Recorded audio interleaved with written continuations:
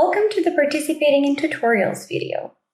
Although every student participates in tutorials in a different way, here are some useful tips brought to you by some of our UniMelb students, which can help you make the most of your tutorials. So let's begin.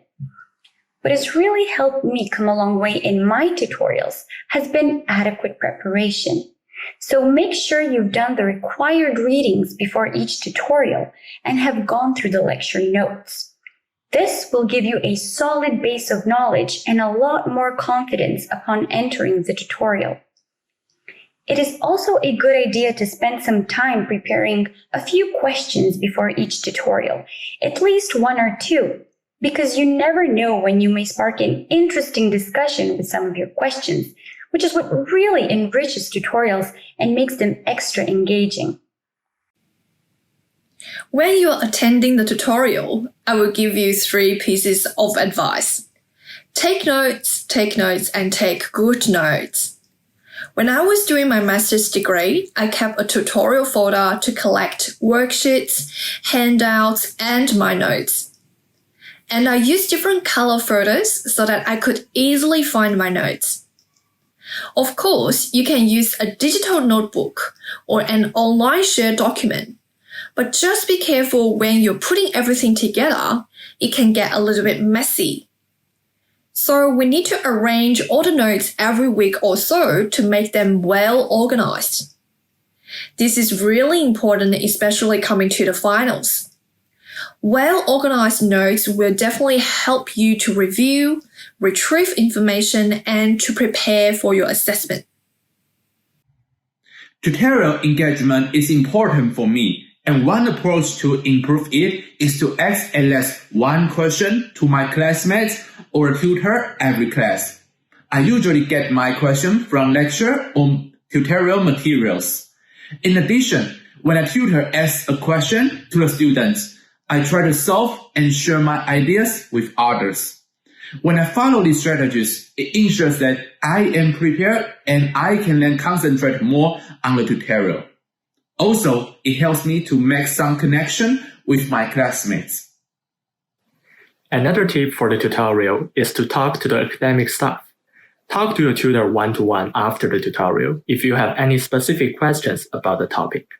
It's quicker and easier than emailing the tutors and waiting for their reply. You and your tutor can also get to know each other better, and it's an opportunity for you to talk about the difficulties you might be having in your study. It's a very effective and efficient way to get feedback and advice about your learning progress and strategy. Hi everyone! I found that keeping my camera on during the online tutorials is very important. Although it may be hard at times given that, we may feel shy. I used to feel that way as well. And also, hey, I know sometimes you wanted to do other things during the online tutorials, like eating or making coffee.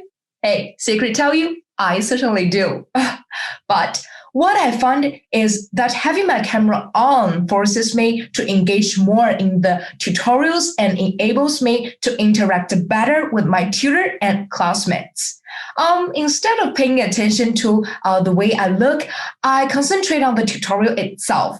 So why not turn on the camera and better engage in the online tutorials? Another key tip concerns the language you use in tutorials. It's about understanding the importance of language and how to use it adequately. First and foremost, courtesy goes a long way, so always try to be polite and considerate when either entering a discussion or when asking questions. Ideally, you should use simple language that signals your intentions clearly and communicates your message effectively. When you attend tutorials, find a critical friend.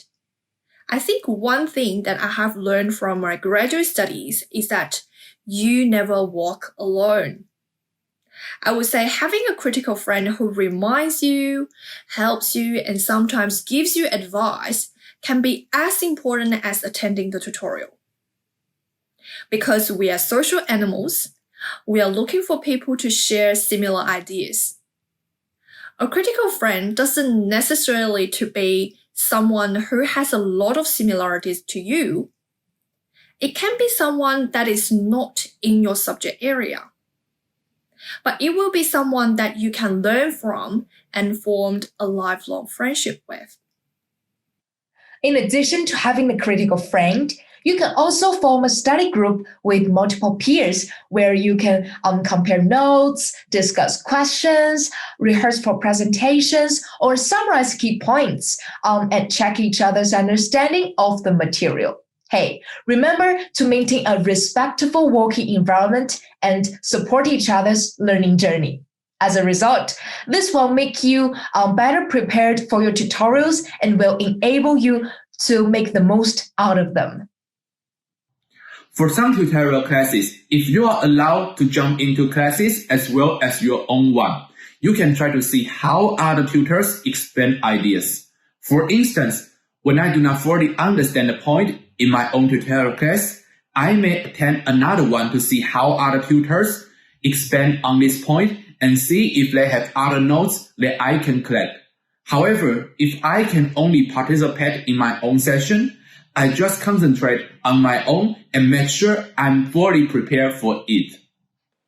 Congratulations, you survived the tutorial, but your job is not done yet.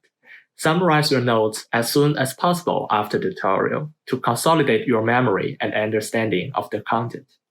You can share your notes with other students within your study group and talk to them about what you took out of the tutorial, so that you can make sure you didn't miss any key points mentioned by the tutor.